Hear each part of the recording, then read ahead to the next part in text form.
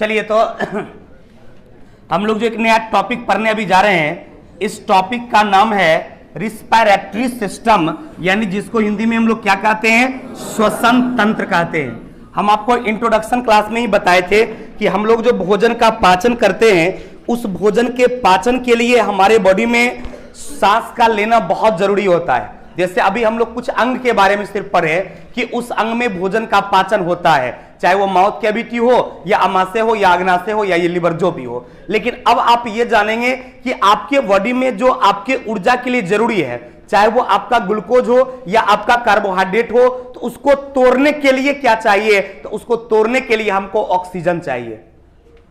क्या चाहिए? ऑक्सीजन चाहिए। और क्या बिना श्वसन क्रिया का वो ऑक्सीजन मिलेगी? नहीं मिलेगी। सबसे बड़ा बात यह है कि श्वसन क्रिया जो हम करते हैं उसमें हम लोग ऑक्सीजन लेते भी नहीं हैं। लेते क्या है? तो वायु लेते हैं। क्या लेते हैं? वायु लेते हैं। और वायु क्या है? एक मिश्रण है। वायु क्या है? एक मिश्रण है। और आपके वायु में ऑक्सीजन भी है, कार्बन डाइऑक्साइड भी है, नाइट्रोजन भी है, हाइड्रोजन भी है, यानी हैवी मास भी है, यानी धूलकण भी है या अन्य मेटेलिक माने जैसे कि पारा हो गया या फिर कैल्शियम हो गया, आयरन हो गया, इस सब भी थोड़ा वायुमंडल में मिला हुआ है। तो कुल मिला के ये हो गया कि हम लोग वायु के रूप में जो सांस लेते हैं उसमें जो फायदा कारक है वो भी लेते हैं और जो हानिकारक है वो भी लेते हैं। तो उन सारे पदार्थों में से आवश्यकता आपके बॉडी को सिर्फ फायदा कारक पदार्थ का है और हानिकारक पदार्थ को आपकी बॉडी से बाहर निकालना है। तो आप जो सांस के रूप में लेते हैं या सांस के रूप में जो आप छोड़ते हैं, उस पूरी प्रक्रिया को हम लोग श्वसन की क्रिया कहते हैं। उस पूरी प्रक्रिया को क्या कहते हैं? श्वसन की क्रिया।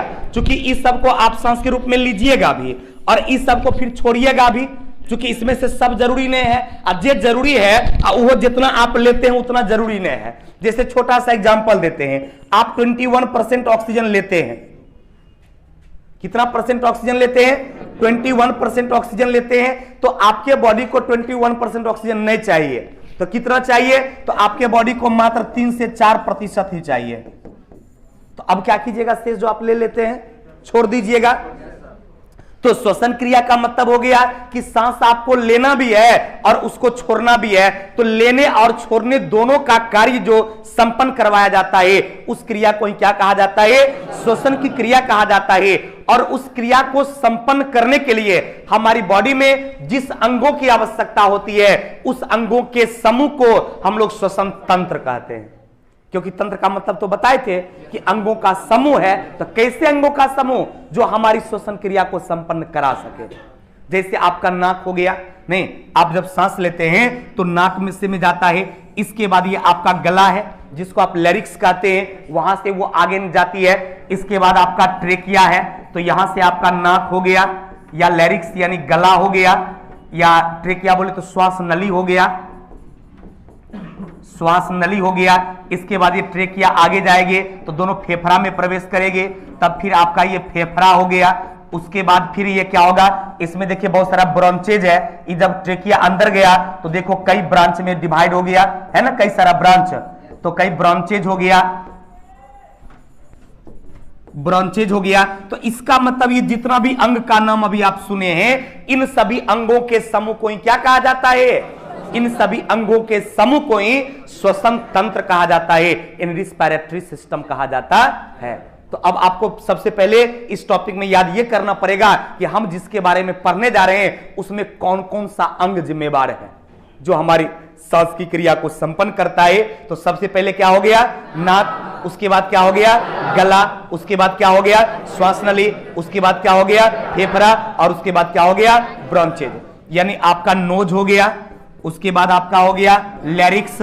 उसके बाद हो गया विंड पाइप, यानी ट्रेकिया भी उसको आप कह सकते हैं, ट्रेकिया। उसके बाद हो गया लंग्स और उसके बाद हो गया ब्रांचेज। यानी ये सब पार्ट्स जो है सम्मिलित होकर ही ये रिस्पिरेटरी सिस्टम का निर्माण करती है, यानी श्वसन तंत्र का निर्माण करती है। क्योंकि सांस अभी आपको लेना भी है और फिर उसको रिटर्न छोड़ना भी है। चाहे मुंह से छोड़िए या नाक से छोड़िए, जहां से भी छोड़ना है, तो यहां से फिर वो रिटर्न भी जाती है। तो इसमें इस सब अंग का अहम भूमिका होती है। इस टॉपिक में आप इन सभी अंगों के बारे में जानेंगे कि किसका क्या वर्क होता है। क्लियर हो गया? तो इसमें आपने दो चीज अभी सीखा, एक श्वसन क्या है, तो वायुमंडल से वायु को लेना या उसको छोड़ने की पूरी प्रक्रिया जो है उसी को श्वसन क्रिया के नाम से जाना जाता है। और इसकी आवश्यकता क्यों पड़ी? भोजन को तोड़ने के लिए, क्योंकि दैनिक जीवन में काम करने के लिए हमको ऊर्जा चाहिए, और दैनिक जीवन में जो काम करने के लिए हमको एनर्जी चाहिए, ऊर्जा चाहिए, उस ऊर्जा की आपूर्ति के लिए हम लोग भोजन ग्रहण करेंगे, और वह ऊर्जा प्रदान करने के लिए उसको ऑक्सीजन की उपस्थिति में टूटना पड़ता है, और उसको तोड़ने के लिए हमें वायु चाहिए, और वायु में खास करके ऑक्सीजन चाहिए। अतः हम लोग वायु सांस के रूप में लेंगे, उसमें ये ऑक्सीजन क्या करेगी? ग्लूकोज से रिएक्शन करता है, और आपके ग्लूकोज को जब तोड़ता है तो ग्लूकोज तोड़ने के बाद वह कार्बन डाइऑक्साइड में कन्वर्ट हो जाता है, वो जल में कन्वर्ट हो जाता है। इसके अलावे आपको वो ऊर्जा देती है। तो कार्बन डाइऑक्साइड भी आपके बॉडी से बाहर निकलता है, जल भी आपके बॉडी से बाहर निकलता है, और वो ऊर्जा आप में क्षमता पैदा करती है जिससे कि आप किसी भी काम को कर सकते हैं। क्लियर? तो इतना प्रोसेस श्वसन क्रिया के दौरान आपकी बॉडी के अंदर में होता है, तब जाकर आपको ऊर्जा मिलता है, इसलिए श्वसन की क्रिया होना जरूरी था। अब इन सारे क्रियाकलाप को संपन्न करवाने के लिए आपके शरीर में विभिन्न प्रकार का अंग है जो आपके इस फिगर से स्पष्ट है। नाक भी है, गला भी है, ट्रेकिया भी है, फेफड़ा भी है, और ब्रोंचेज भी है। इसके अलावा ऑल्व्यूली भी है। इस फिगर में नहीं दिख रहा, आगे फिगर में हम आपको दिखाएंगे। जितना भी ब्रोंचेज है इस सब में बाहर से बंद रहता है, एकदम एक गोलाकार संरचना इसमें रहता है, जिससे वो सब ब्रांच बंद रहता है, वहीं पर एयर जाके टकराता है, और फिर वहीं से वो रिटर्न हो जाता है, और किसी इसी मार्ग से क्या होगा? आपकी बॉडी से बाहर निकल जाएगा। तो ये सारा अंग आपकी उन श्वसन क्रिया को संपन्न करवाने के लिए जिम्मेवार है। यहां तक में कोई कंफ्यूजन किसी को? बोलिए। तो श्वसन क्रिया क्या है ये समझ गए? ये श्वसन तंत्र भी आप समझ गए, अंगों का वैसा समूह जो हमारी श्वसन क्रिया के विभिन्न क्रियाकलापों को संपन्न करवाता है। उन अंगों के समूह को क्या कहा जाता है? श्वसन तंत्र कहा जाता है। सांस लेने और सांस छोड़ने की पूर्ण प्रक्रिया क्या कहलाती है? श्वसन की क्रिया कहलाती है। उसके लिए जो जिम्मेवार अंग है, इन सारे अंगों का नाम भी जान गए। कौन कौन सा अंग जिम्मेवार है? फिर बोलिए आप। नाक हो गया, गला हो गया, श्वास नली हो गया, फेफड़ा हो गया, और ब्रोंचेज हो गया। फेफड़ा हो गया और क्या हो गया? ब्रोंचेज हो गया। और इन जानते नीचे क्या है? इसको डायफ्राम कहा जाता है। ये भी पंप करता है तभी रिटर्न मारता है वायु। यदि पंप नहीं करेगा तो वायु रिटर्न नहीं मारेगा, और वायु यहां आ भी नहीं पाएगा। तो इसका मतलब ये डायफ्राम है, ये डायफ्राम भी आपके लिए जरूरी है। ये डायफ्राम हो गया। ये लचीली मांसल जैसी संरचना है, इसी को हम लोग क्या कहते हैं? डायफ्राम कहते हैं। इसमें ये छोटा दिख रहा होगा, इस तरह का जो संरचना आता है इसको ऑल्व्यूली कहा जाता है। क्या कहा जाता है? ऑल्व्यूली कहा जाता है। तो ये सारा अंग आपके इन श्वसन की क्रिया में क्या करता है? आपको मदद पहुंचाता है। अब इन श्वसन क्रिया में हम आपको क्या बताएं कि C6H12O6 आपको ऊर्जा किससे मिलता है? ग्लूकोज से। ये ग्लूकोज का सूत्र लिखा हुआ है। तो आपको ऊर्जा मिला ग्लूकोज से, और जब तक ये ग्लूकोज टूटेगा नहीं तब तक ऊर्जा देगा?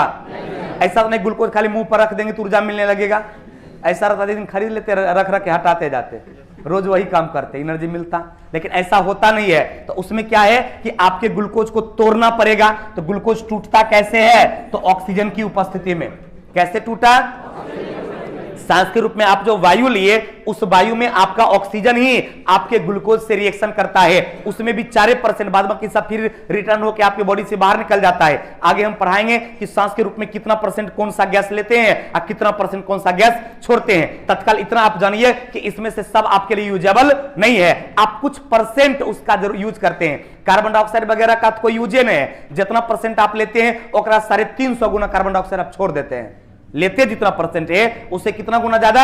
350 गुना ज्यादा आप कार्बन डाइऑक्साइड छोड़ देते हैं। नाइट्रोजन जितना लेते हैं पूरा का पूरा छोड़ देते हैं। तो उसमें से कुछ ऑक्सीजन क्या करती है? आपके ग्लूकोज से रिएक्शन करती है। जब ये ऑक्सीजन आपके ग्लूकोज से रिएक्शन करेगी तो किसका निर्माण करती है?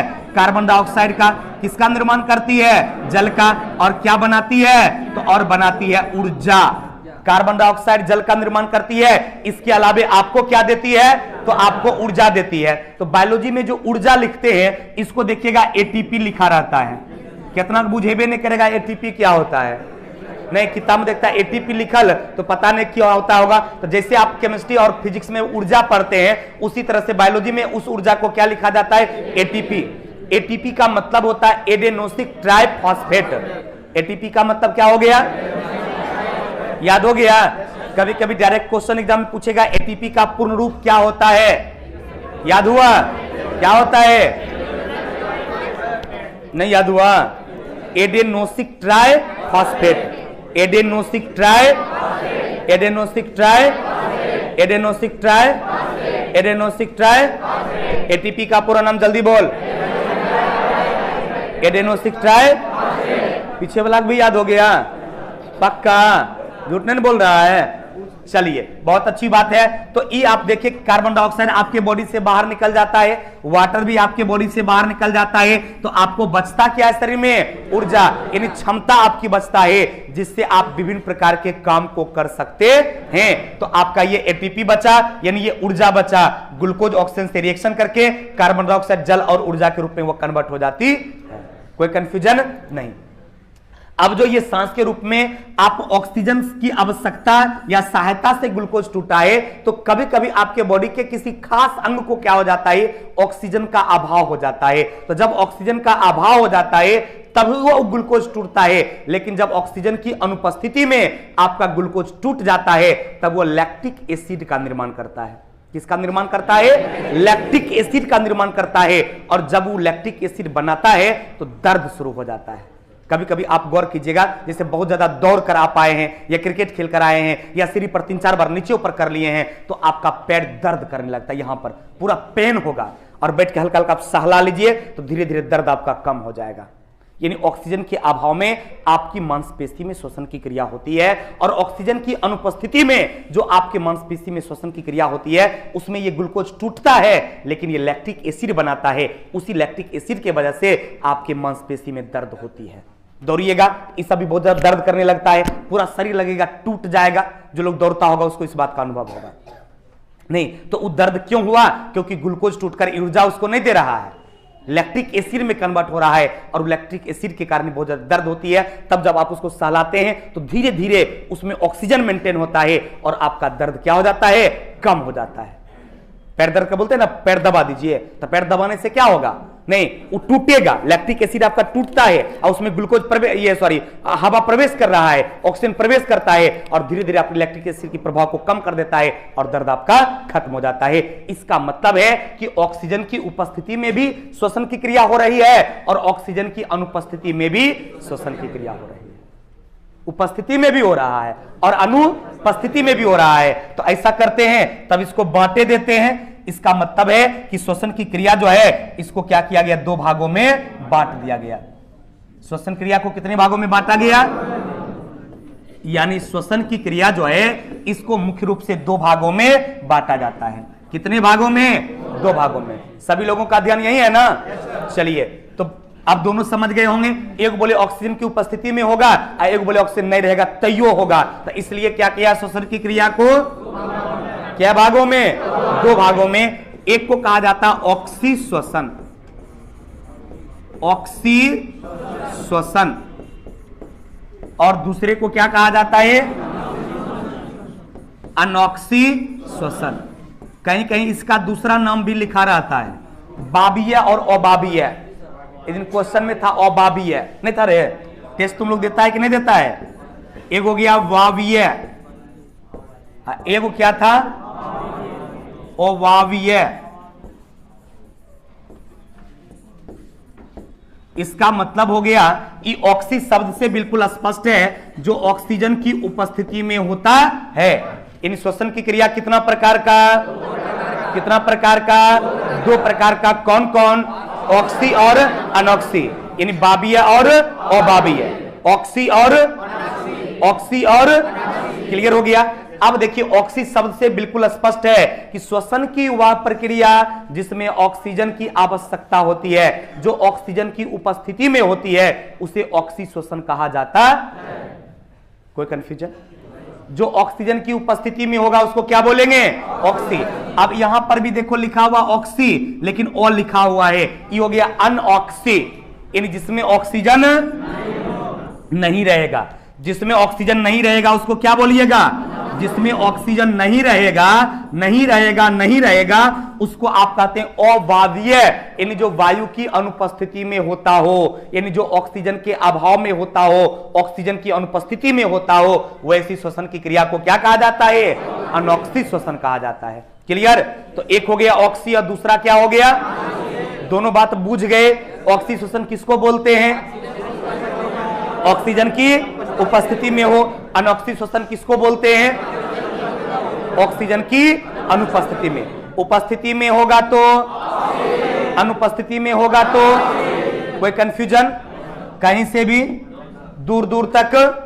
चलिए, तो अब मैं आपको दिखा देता हूं। अभी आप जो पढ़े, अभी आप पढ़े कि जीवों में दैनिक कार्यों के लिए ऊर्जा की आवश्यकता होती है और मानव शरीर को एनर्जी के लिए भोजन करना पड़ता है, और उस ऊर्जा की आपूर्ति करने के लिए श्वसन क्रिया इसलिए जरूरी है कि भोजन बिना ऑक्सीजन की उपस्थिति में टूटे ऊर्जा हमको नहीं दे सकती है। अर्थात भोजन जो ऑक्सीजन की उपस्थिति में टूटकर हमको ऊर्जा देती है, उसको सहायता प्रदान करने के लिए श्वसन की क्रिया का होना आवश्यक होता है। और उस श्वसन क्रिया को संपन्न करवाने के लिए जिन अंगों की आवश्यकता होती है, उस अंग को ही क्या कहते हैं? श्वसन तंत्र कहते हैं। क्लियर हो गया कि श्वसन क्रिया के संपादन के लिए जिन जिन अंगों की आवश्यकता पड़ती है, उस अंग को ही क्या कहा जाता है? श्वसन तंत्र कहा जाता है। अब आपका ग्लूकोज ऑक्सीजन की उपस्थिति में क्या होगा? टूटेगा। अरे भोजन में आप कार्बोहाइड्रेट लेंगे तो कार्बोहाइड्रेट को टाइलिन एंजाइम तोड़ देगा, ग्लूकोज में कन्वर्ट करेगा। अब ग्लूकोज से ऑक्सीजन रिएक्शन करती है और वो किसका निर्माण करती है?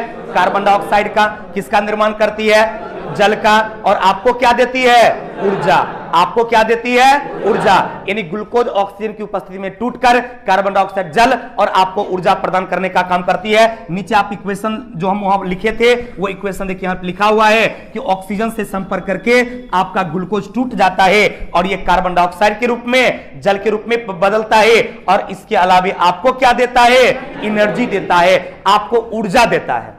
क्लियर हो गया कि ऑक्सीजन की उपस्थिति में टूट गया और आपको क्या दिया? ऊर्जा दिया। अब यहां दो प्रकार के श्वसन आप देख लिए, एक को ऑक्सी कहते हैं, दूसरे को क्या कहते हैं? अनॉक्सी। ये दोनों भी आपका क्लियर हो गया कि ऑक्सी श्वसन का मतलब होता है जो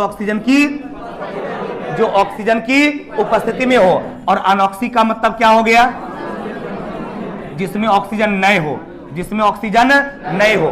क्लियर हो गया? अब देखिए श्वसन के दौरान अभिक्रिया में ऑक्सीकरण की अभिक्रिया भी हम कर सकते हैं, नहीं कर सकते हैं? जो ऑक्सीकरण केमिस्ट्री में पढ़े हैं, ऑक्सीकरण अवकरण। तो ऑक्सीकरण में आप पढ़े होंगे जो ऑक्सीजन की उपस्थिति में हो, जिससे मैग्नीशियम ऑक्सीजन से रिएक्शन करके मैग्नीशियम ऑक्साइड बनाएगा, तो ये कौन अभिक्रिया हो गया?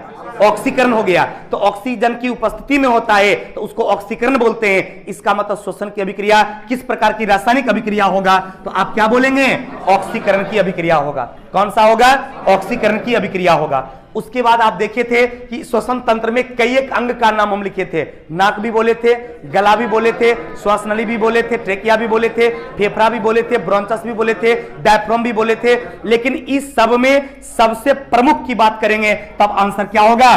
फेफड़ा होगा। यानी आपका लंग्स जो है, आपका फेफड़ा जो है, इस सबसे मुख्य श्वसन अंग है। मनुष्य की बात कर रहे हैं। अलग अलग जीवों का श्वसन अंग अलग अलग होता है, जिसके बारे में आप आगे पढ़ेंगे। लेकिन मनुष्य की हम बात करते हैं कि मनुष्य का सबसे प्रमुख श्वसन अंग कौन सा है? तो आंसर क्या होगा? फेफड़ा होगा। क्योंकि यहीं पर ग्लूकोज टूटने का भी काम होता है, ऑक्सीजन यही रिएक्शन करता है, और वो ऑक्सीजन इसी फेफड़ा में हीमोग्लोबिन से भी रिएक्शन करके ब्लड को भी शुद्ध करता है। यहां से इंपॉर्टेंट क्वेश्चन ये पूछा जाता है कि रक्त का शुद्धिकरण किस अंग में होता है? तो आंसर क्या होगा? फेफड़ा। रक्त का शुद्धिकरण कहां होगा? रक्त का प्यूरिफिकेशन जो है, यानी रक्त का शुद्धिकरण जो है, ये किस अंग में संपन्न होता है? फेफड़ा में होता है। क्योंकि इसी फेफड़ा में ब्लड जो है का हीमोग्लोबिन जो है वो ऑक्सीजन से रिएक्शन करता है और आपके ब्लड को प्यूरिफाई किया जाता है। जबकि रक्त यहां छानाता नहीं है। रक्त छानने की क्रिया कहां संपन्न होगी? किडनी में। एकदम समझे, 3000 फीट अंदर का क्वेश्चन है। कई लड़का इसमें कंफ्यूज हमेशा करता है। क्वेश्चन एग्जाम में पूछ देता है रक्त का शुद्धिकरण कहां होता है? ऑप्शन में फेफड़ा भी रहता है, किडनी भी रहता है। मैक्सिमम लड़का किडनी आंसर मार देता है, जो कि एकदम क्या है? गलत है। रक्त का शुद्धिकरण कहां होता है? फेफड़ा में। हाँ, क्वेश्चन ये रहेगा कि रक्त छानने की क्रिया कहां संपन्न होती है? किडनी में। किडनी सिर्फ ब्लड को छान देता है, शुद्ध नहीं करता है। शुद्ध कहां होता है? फेफड़ा में। तो ये फेफड़ा आपके बॉडी का एक महत्वपूर्ण अंग में से आता है, जो आपके ब्लड को भी प्यूरिफाई करता है और आपको जो ऊर्जा चाहिए उस ऊर्जा की आपूर्ति के लिए यहीं पर ऑक्सीजन ग्लूकोज रिएक्शन करता है, जिससे आपको ऊर्जा भी मिलती है। अतः मनुष्य का मुख्य श्वसन अंग में किसका नाम आएगा? मनुष्य का मुख्य श्वसन अंग कौन सा हो गया? फेफड़ा हो गया। कोई कंफ्यूजन आपको? नहीं, स्पष्ट लिखा हुआ भी है। वेरी वेरी इंपॉर्टेंट क्वेश्चन है कि मनुष्य का मुख्य श्वसन अंग कौन सा है, तो आप आंसर क्या बोलेंगे? मनुष्य का मुख्य श्वसन अंग फेफड़ा है। कोई कंफ्यूजन किसी को? अब देखिए, श्वसन को कितने भागों में बांट दिए? 2 भागों में। कौन कौन? ऑक्सी और अनऑक्सी। कितने भागों में बांटे? ऑक्सी और अनऑक्सी। अब कहिएगा सर ऑक्सी श्वसन क्या है और अनऑक्सी श्वसन क्या है, तो इसका डिटेल्स हम लोग यहां से देखेंगे। ये 2 चीज आप यहां से समझ गए थे कि ऑक्सी श्वसन का मतलब हो गया जो ऑक्सीजन की उपस्थिति में होगा, और अनऑक्सी श्वसन का मतलब क्या हो गया? जिसमें ऑक्सीजन नहीं रहेगा। जिसमें ऑक्सीजन नहीं रहेगा उसको क्या बोलेंगे? अनऑक्सी श्वसन। तो मन में सवाल आता होगा कि सर हम लोगों के बारे में भी आप बता रहे थे कि हम लोग वायु सांस के रूप में लेते हैं और हम लोगों में ऑक्सी श्वसन होता है, तो आखिर अनऑक्सी श्वसन किस में होता है? कोई ऐसा जीव होगा जरा में अनऑक्सी श्वसन होता होगा, यानी बिना ऑक्सीजन कुछ जिंदा रह जाता है। तो ऐसे जीवों के बारे में आपको पढ़ना है। तो सबसे पहले हम आपको बताते हैं पेड़ पौधों के बारे में।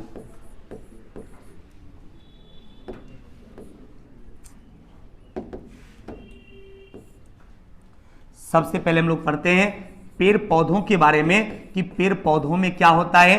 तो इसमें आप देखेंगे, चूंकि ये टॉपिक है आसान है, जनरल सवाल यदि एग्जाम में पूछा जाता है तो लड़का सब बनाइए देता है कि पेड़ पौधों में ऑक्सी श्वसन होता है। हरे पेड़ पौधे में भी क्या होता है? ऑक्सी श्वसन होता है। लेकिन तनिक टफ क्या चीज है उसको समझने का प्रयास कीजिए। जनरल सवाल यदि लिखा हुआ पेड़ पौधे की बात कि पेड़ पौधे में किस प्रकार की श्वसन की प्रक्रिया होगा, तो इसका आंसर होगा ऑक्सी श्वसन। इसलिए ऑक्सी श्वसन होगा क्योंकि पेड़ पौधा भी जब अपना भोजन बनाता है तो ग्लूकोजे बनाता है। पेड़ पौधे वायुमंडल से कार्बन डाइऑक्साइड लेता है, सूर्य से सूर्य का प्रकाश लेता है, मिट्टी से खनिज लवण और जल लेता है, तो कुल मिलाकर क्या बनाता है? भोजन। तो पेड़ पौधा भोजन के रूप में क्या बनाता है? ग्लूकोज। अब पेड़ पौधे जब भोजन के रूप में ग्लूकोज बनाता है तो क्या वो ग्लूकोज बिना ऑक्सीजन का टूटेगा? नहीं टूटेगा। और जब टूटेगा क्या ऊर्जा मिलेगा? नहीं मिलेगा, एकदम नहीं मिलेगा। तो पेड़ पौधों के भी श्वसन क्रिया में ऑक्सीजन का होना जरूरी होता है। अतः पेड़ पौधे में किस प्रकार की श्वसन होती है? ऑक्सी श्वसन होती है। लेकिन उसी पेड़ पौधों में यदि फल की बात करते हैं और बीज की बात करते हैं, पेड़ पौधों की बात की है तो आंसर क्या हो गया? ऑक्सी श्वसन। लेकिन फल और बीज की बात करेंगे तो फल और बीज में ऑक्सी श्वसन नहीं होता है। इसमें कौन सा श्वसन होता है? तो इसमें होता है अनऑक्सी श्वसन। कौन सा श्वसन होता है? तो 2 तरह का सवाल हो गया। एक जनरल सवाल हो गया कि पेड़ पौधों में किस प्रकार की श्वसन होती है?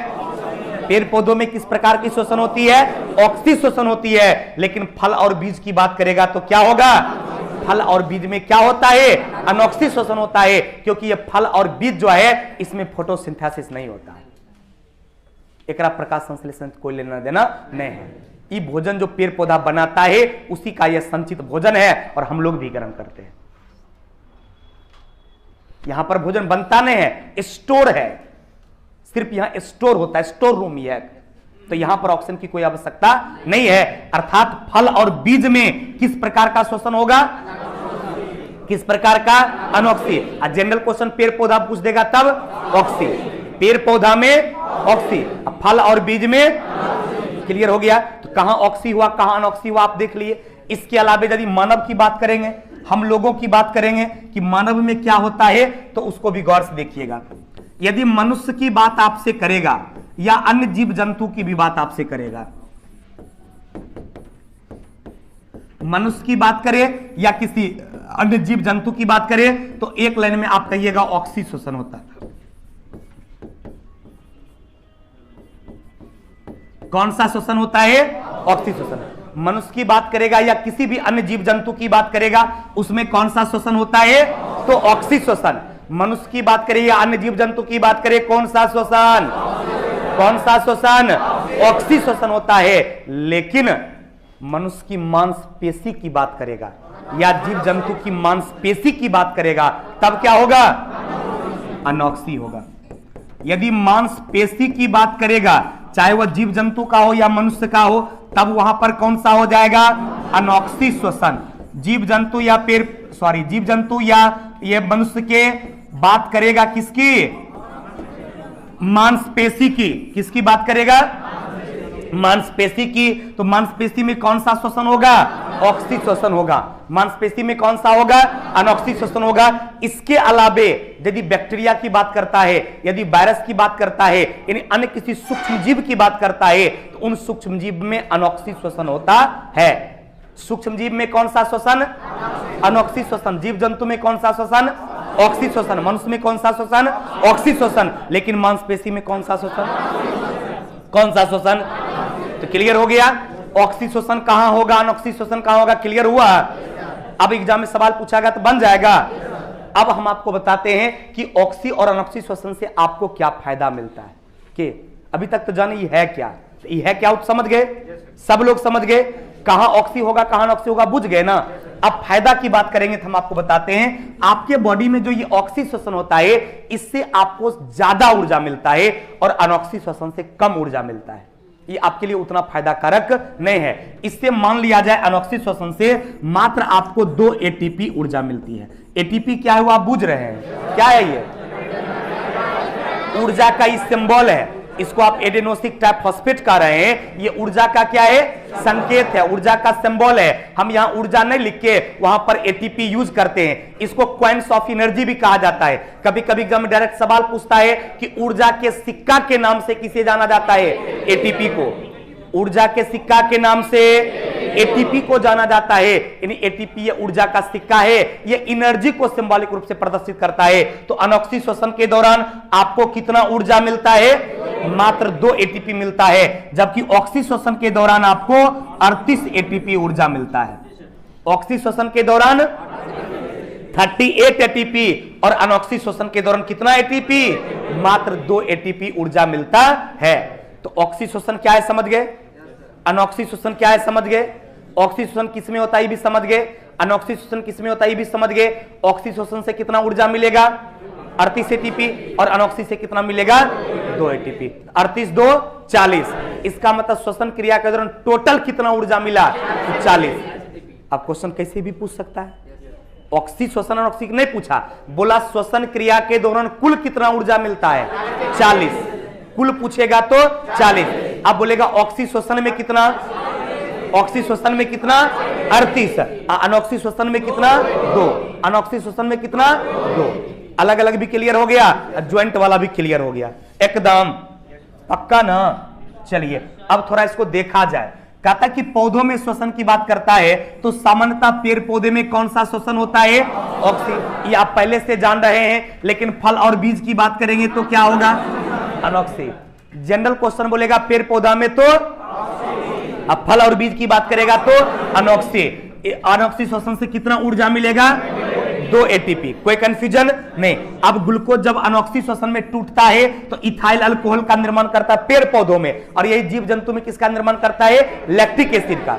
पेड़ पौधे में टूटेगा तो किसका निर्माण करेगा? इथाइल अल्कोहल का। और ऊर्जा आपको कितना देगा? यानी पेड़ पौधे की बात हम अभी कर रहे हैं कि पेड़ पौधा में ऑक्सी श्वसन होता है, लेकिन फल और बीज की बात करेंगे तो अनॉक्सी श्वसन। फल और बीज में जो अनॉक्सी श्वसन होता है वो ऑक्सीजन की अनुपस्थिति में होता है, और उसमें ग्लूकोज किसमें टूट जाता है? इथाइल अल्कोहल में। किसमें टूट जाता है? इथाइल अल्कोहल में। ऊर्जा कितना देता है? मात्र 2 एटीपी। और यही बात हम जीव जंतु का आपसे करते हैं कि एनिमल में क्या होता है, जीवों में क्या होता है। तो जानवर की बात करेंगे तो ऑक्सी श्वसन ही होगा। किसी भी जीव जंतु की बात करेंगे तो उसमें कौन सा श्वसन होता है?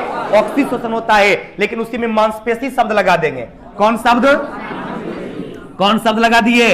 मांसपेशी। तो जैसे ही मांसपेशी शब्द लगा देंगे तब क्या होगा? जीव जंतु की बात करेंगे तो, मांसपेशी की बात करेंगे तो अनॉक्सी। अनॉक्सी से कितना ऊर्जा मिलेगा? मात्र 2 एटीपी। अनॉक्सी से कितना ऊर्जा मिलेगा? मात्र 2 एटीपी मिलेगा। और लैक्टिक एसिड और किसका निर्माण करेगा? किसका निर्माण करेगा? लैक्टिक एसिड का। किसका निर्माण करेगा? अनॉक्सी श्वसन में जब आपकी मांसपेशी में अनॉक्सी श्वसन होता है तब ग्लूकोज टूटकर लैक्टिक एसिड में कन्वर्ट करता है, और इसी वजह से आपके शरीर में क्या होती है? दर्द का महसूस होता है, पेन जो आपके बॉडी में होता है वो लैक्टिक एसिड के रूप में कन्वर्ट होने के कारण होता है, यानी उससे ऊर्जा भी कम मिलता है और आपको दर्दों बुझाता है। इसलिए आपके लिए ज्यादा फायदा कारक की बात करेंगे। क्या हुआ?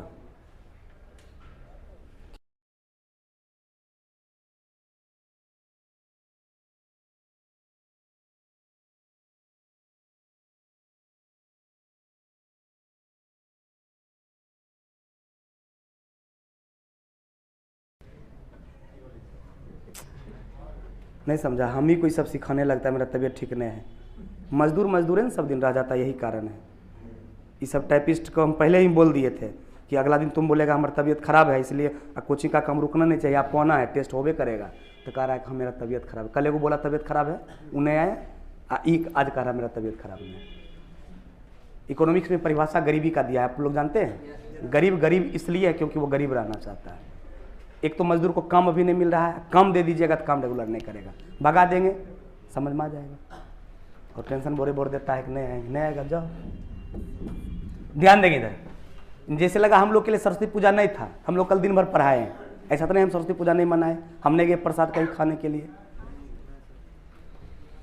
चलिए, तो ये ग्लूकोज ऑक्सीजन के अभाव में जब टूटता है तो बाबू किसका निर्माण करता है?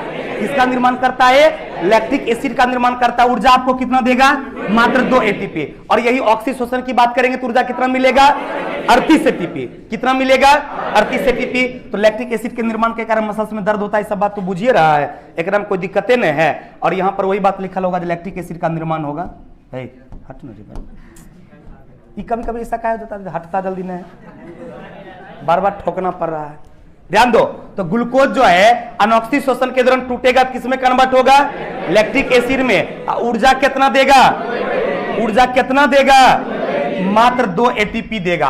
अब हम तुमसे बात करेंगे ऑक्सीशोषण का, जिसमें तुम देखा कि हम तुमको बोले 38 एटीपी ऊर्जा मिलता है। ऑक्सीशोषण के दौरान कितना ऊर्जा मिलता है? 38 एटीपी। यानी ऑक्सीशोषण में क्या होता है कि आपका भोजन में जो आप ग्रहण करते हैं भोज्य पदार्थ, उसमें आपका ग्लूकोज ऑक्सीजन की उपस्थिति में टूटता है, कार्बन डाइऑक्साइड का भी निर्माण करता है, जल का भी निर्माण करता है और आपको 38 एटीपी ऊर्जा भी देता है। कितना एटीपी ऊर्जा देता है? 38 एटीपी। कितना एटीपी ऊर्जा दिया? कार्बन डाइऑक्साइड भी बना, जल भी बना, क्या टूटकर? ग्लूकोज टूटकर। यानी ग्लूकोज ऑक्सीजन की उपस्थिति में टूटता है, कार्बन डाइऑक्साइड जल का निर्माण होता है। और कितना ऊर्जा आपको दिया? 38 एटीपी। कितना ऊर्जा आपको दिया? 38 एटीपी। अब तो हम समझाते हैं ये बात जो यहां देख रहा है। अब ऑक्सीशोषण जो बताए ना, यो होता है 2 तरह का। ऑक्सीशोषण में भी कितना तरह का ऑक्सीशोषण होता है? 2 तरह का इसमें भी क्रिया संपन्न होती है। एक को ग्लाइकोलाइसिस और दूसरे को क्रेब्स साइकिल कहा जाता है। एकदम घबराइएगा नहीं कहिएगा मास्टर खाली दिन भर बांटिए रहा है, सब कत्ते बांटेगा पता नहीं की करे, चला सब बंटवाता है तो हम की करे एकदम। चलो अब हम बात करते हैं आपसे ऑक्सीशोषण का, और ये क्लियर हो चुका है कि ऑक्सीशोषण से आपको ऊर्जा टोटल कितना मिला। एक बार 2 सेकंड गौर से सुनना। सबसे पहले हम श्वसन क्रिया के बारे में जब पढ़ना स्टार्ट किए तो हम आपको क्या बताए थे कि श्वसन क्रिया 2 प्रकार का होता है। कितना प्रकार का? 2 प्रकार का। कौन कौन? ऑक्सी अनऑक्सी। यहां तक दिमाग में कोनो बातें नहीं है। अब जब ऑक्सी अनऑक्सी की बात की है तो एक बताए ऑक्सीजन की उपस्थिति में होगा, एक बताए अनुपस्थिति में होगा। इसके बाद ऊर्जा के बारे में बताए कि ऑक्सीशोषण से कितना ऊर्जा मिलेगा? 38 एटीपी। अनऑक्सीशोषण से कितना मिलेगा? 2 एटीपी। यहां तक भी क्लियर हो चुका है, दिमाग हल्का हुआ। अब हम लोग पढ़ेंगे कि ऑक्सीशोषण जो होता है इसमें भी 2 प्रकार का काम होता है। कितना प्रकार का काम होता है? 2 प्रकार का काम होता है। एक को कहा जाता है ग्लाइकोलाइसिस, ग्लाइकोलाइसिस, और दूसरे को कहा जाता है Krebs cycle, Krebs cycle. Clear हो गया? ऑक्सीशोषण कितने प्रकार का होता है? कितने प्रकार का? 2 प्रकार का। कौन कौन? ग्लाइकोलाइसिस और क्रेब्स साइकिल। अब ध्यान से सुनना यह है कि सर ये ग्लाइकोलाइसिस क्या होता है और क्रेब्स साइकिल क्या होता है और कहां होता है। ध्यान देंगे, ये ग्लाइकोलाइसिस की वो प्रक्रिया जो है जो माइकोप्लाज्म में होती है, यानी जो कह सकते हैं एक कोशिकीय जो बॉडी है, एक कोशिकीय अंग जो होता है किसी भी जीव का, या कोई ऐसा जीव जो सिर्फ एक कोशिकीय ही है, जैसे हम माइकोप्लाज्म उसमें भी नाम बताए थे। पेनिसिलिन का नाम बताए थे, या फिर ईस्ट का नाम बताए थे, या और कुछ भी नाम बताए थे, नहीं अमीबा वगैरह ने बताए थे। तो उस तरह के जीव में भी श्वसन होता है, अनॉक्सी ही होता है, लेकिन उसमें भी कुछ जीवों में क्या होता है, ऑक्सी भी होता है। तो उसमें कौन काम होगा, ग्लाइकोलाइसिस। उसमें क्रेब्स साइकिल नहीं होता है, क्योंकि उसमें माइटोकॉन्ड्रिया पाया ही नहीं जाता है, उसमें माइटोकॉन्ड्रिया नहीं पाया जाता है, यानी उसमें क्रेब्स साइकिल की घटना नहीं होती है। उसमें होता क्या है, ग्लाइकोलाइसिस होता है। अब बची आपके बॉडी की बात, क्योंकि ऑक्सीश्वसन के दौरान आपको 38 एटीपी ऊर्जा मिला है, तो उस 38 एटीपी में भी 2 एटीपी ऊर्जा जो आपको है वह ग्लाइकोलाइसिस से ही मिलता है। आपकी बॉडी को 38 एटीपी ऊर्जा जो ऑक्सीश्वसन से मिला है, इसमें भी 2 एटीपी ऊर्जा कहां से मिलेगा, ग्लाइकोलाइसिस से। और आपकी बॉडी में ग्लाइकोलाइसिस कहां होगा, आपको पता है, आपकी बॉडी में जो माइकोप्लाज्मा आपकी मांसपेशी का है, उसमें भी कितना एटीपी आपको ऊर्जा मिलती है, 2 एटीपी। कितना एटीपी, 2 एटीपी। तो 38 में 2 यहां से मिल गया, बचा कितना, बचा कितना, 36। इसका मतलब है कि क्रेब्स साइकिल से आपको कितना ऊर्जा मिलेगा, 36 एटीपी। क्रेब्स साइकिल से ऊर्जा कितना मिलेगा, 36 एटीपी। अब आया कि सर क्रेब्स साइकिल होता कहां है, तो आपके सेल में एक माइटोकॉन्ड्रिया हम आपको पढ़ाए थे, कोशिका में माइटोकॉन्ड्रिया याद है, माइटोकॉन्ड्रिया को उपनाम हम बताए थे आपको, पावर हाउस ऑफ सेल, याद है ना। माइटोकॉन्ड्रिया को क्या कहा जाता है, क्या कहा जाता है, पावर हाउस ऑफ सेल। तो वो जो माइटोकॉन्ड्रिया पावर ऑफ सेल का है पता है, क्योंकि माइटोकॉन्ड्रिया का फिगर भी आप देखे होंगे, इस तरह का भी नहीं था, बीच में पूरा फ्लूइड भरा हुआ था, तो इसको बोलते थे मैट्रिक्स। माइटोकॉन्ड्रिया के अंदर पूरा द्रव भरा रहता है ना, तो माइटोकॉन्ड्रिया के अंदर भरे द्रव को क्या कहा जाता है, मैट्रिक्स कहा जाता है। तो माइटोकॉन्ड्रिया के अंदर जो मैट्रिक्स रहता है, इसी मैट्रिक्स में क्रेब्स साइकिल की घटना होती है, जिसके दौरान आपको 36 एटीपी ऊर्जा मिलता है। क्रेब्स साइकिल की क्रिया कहां होती है, माइटोकॉन्ड्रिया में। माइटोकॉन्ड्रिया में कहां पर, तो मैट्रिक्स जो भरा रहता है उस मैट्रिक्स में, और उससे आपको ऊर्जा कितना मिलता है, 36 एटीपी। तो यहां से 36 हो गया, यहां से 2 हो गया, 36 2 38। अब यहां पर भी 3 तरह का सवाल हो गया। एक सवाल हो गया कि ऑक्सीश्वसन के दौरान कितना ऊर्जा मिलता है, 38 एटीपी। ऑक्सीश्वसन के दौरान कितना ऊर्जा मिलता है, 38 एटीपी। ग्लाइकोलाइसिस से कितना मिलता है, 2 एटीपी। क्रेब्स साइकिल से कितना मिलता है, क्रेब्स साइकिल से कितना मिलता है, 36 एटीपी। क्रेब्स साइकिल की घटना कहां होती है, मैट्रिक्स में। कहां होती है, मैट्रिक्स में। इसके दौरान कितना ऊर्जा मिला, 36 एटीपी। इसलिए माइटोकॉन्ड्रिया को क्या कहा जाता है, क्या कहा जाता है। आपके सामने आप देख भी पा रहे होंगे कि ऑक्सीश्वसन को कितने भागों में बांटा गया, 2 भागों में। एक को ग्लाइकोलाइसिस और दूसरे को क्रेब्स साइकिल कहा जाता है। ग्लाइकोलाइसिस की क्रिया जो आपके माइकोप्लाज्म में होती है, नहीं माइकोप्लाज्म या साइटोप्लाज्म में होती है, और इससे आपको ऊर्जा कितना मिलेगा, मात्र 2 अणु, यानी 2 अणु बोले तो 2 एटीपी। 2 अणु बोले तो कितना एटीपी, मात्र 2 एटीपी। इसमें निर्माण होता है 4 का, लेकिन 2 को खत्म हो जाता है, और बचता आपके पास कितना है, मात्र 2 को। यानी आपको मिलता है 2 एटीपी, निर्माण होता है वहां पर क्या एटीपी, 4 एटीपी। तो 2 एटीपी उसका खुद यूज है, लेकिन 2 एटीपी आपको देती है। तो आपको ऊर्जा कितना मिला, 2 एटीपी। किससे मिला, ग्लाइकोलाइसिस से। और ये आपका माइटोकॉन्ड्रिया है, ये क्या है, माइटोकॉन्ड्रिया। इसमें पूरा मैट्रिक्स भरा रहता है। अब इस मैट्रिक्स में ही क्या होती है, क्रेब्स साइकिल की क्रिया होती है, और इससे आपको कितना ऊर्जा मिला, कितना ऊर्जा मिला, तो 36 एटीपी। कितना ऊर्जा मिला, यानी क्रेब्स साइकिल की घटना जो है ये माइटोकॉन्ड्रिया में होता है। कहां होता है, माइटोकॉन्ड्रिया में। और माइटोकॉन्ड्रिया के अंदर क्या भरा रहता है, मैट्रिक्स। उसी मैट्रिक्स में क्रेब्स साइकिल की घटना संपन्न होती है, जिससे आपको कितना ऊर्जा मिलता है, 36 एटीपी। कितना ऊर्जा मिलता है, 36 एटीपी ऊर्जा मिलता है। कहने का मतलब यह था कि सर्वाधिक ऊर्जा का स्रोत आपके बॉडी में जो है वो माइटोकॉन्ड्रिया है। आपके बॉडी में जो मैक्सिमम ऊर्जा मिलती है उसका सबसे प्रमुख स्रोत कौन सा रहा, माइटोकॉन्ड्रिया। इसलिए माइटोकॉन्ड्रिया को हम लोग क्या बोले थे, पावर हाउस ऑफ सेल। अब बोल हैं, अभी किसके बारे में बता रहे थे, अभी किसके बारे में बताइए, पहले बताओ।